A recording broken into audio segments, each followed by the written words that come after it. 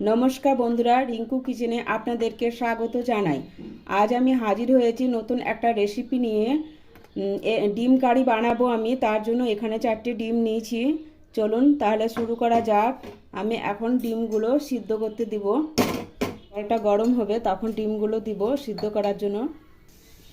ডিম সিদ্ধর জন্য জলটা গরম হয়ে এসেছে। এবার আমি ডিমগুলো দিয়ে দিব জলের মধ্যে। সময়ের জন্য ডিমটা ঢেকে রাখবো। কিছু সময় পর ঢাকনটা উঠে এবার একবার নেড়ে দেবো। নেড়ে দেওয়ার পরে আবার ফিরে ঢেকে রাখবো।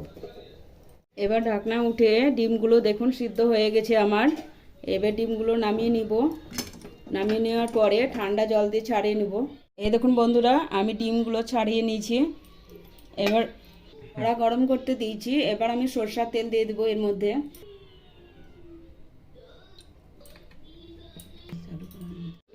ডিমগুলো কাট মেরে নিব ছোট ছোট করে।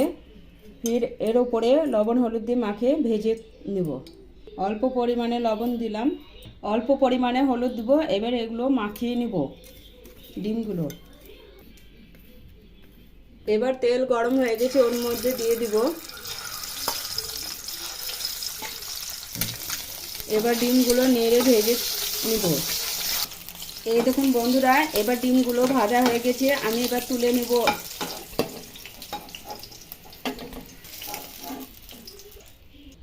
ডিম কারি বানাবো, এই জন্য তেলটা একটু বেশি লাগবে।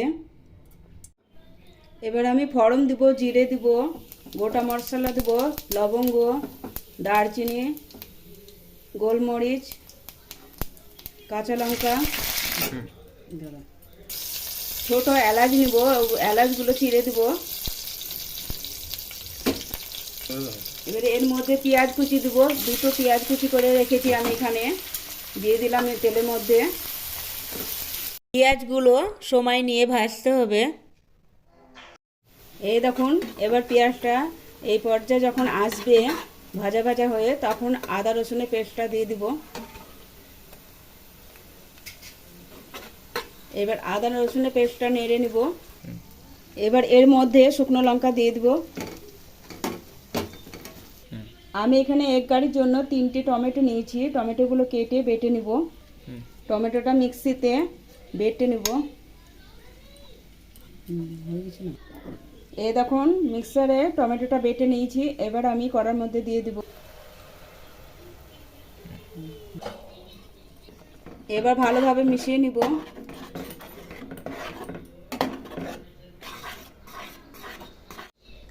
এবার আমি একটা বাটিতে 1 চামচ মতো বেসন নেব। 1 চামচ মতো ধনে গুঁড়ো নেব।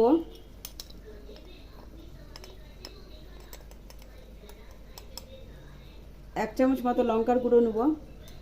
হাফ চামচ মতো মৌরি নেব, জিরে গুঁড়ো নেব। এবার সবগুলো ভালোভাবে মিশিয়ে নিব।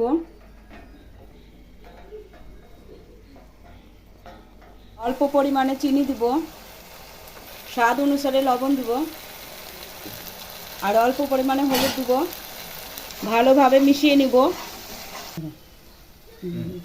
গুঁড়ো মশলাগুলো দিয়ে দিব এর মধ্যে। ভালোভাবে এবার খুন্তি দিয়ে মিশিয়ে নিব।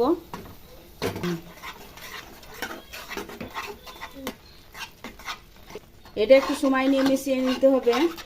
এবার অল্প পরিমাণে জল দিয়ে মশলাটা ভালোভাবে কষে নিব। মশলাটা দেখুন, মশলা গা দিয়ে তেল ছেড়ে দিয়েছে, তার মানে আমার মশলাটা রেডি হয়ে গেছে। এবার অল্প পরিমাণে জল দিব।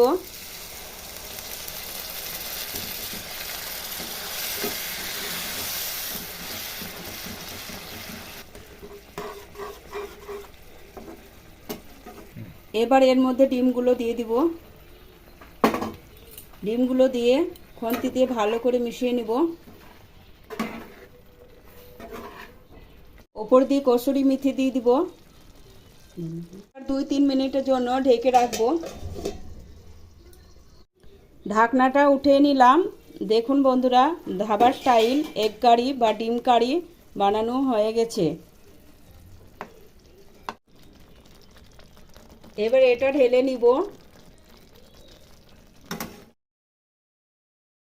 ওপর দিয়ে ধনেপাতা কুচি করে রাখা আছে, সেটা আমি দিয়ে দিলাম।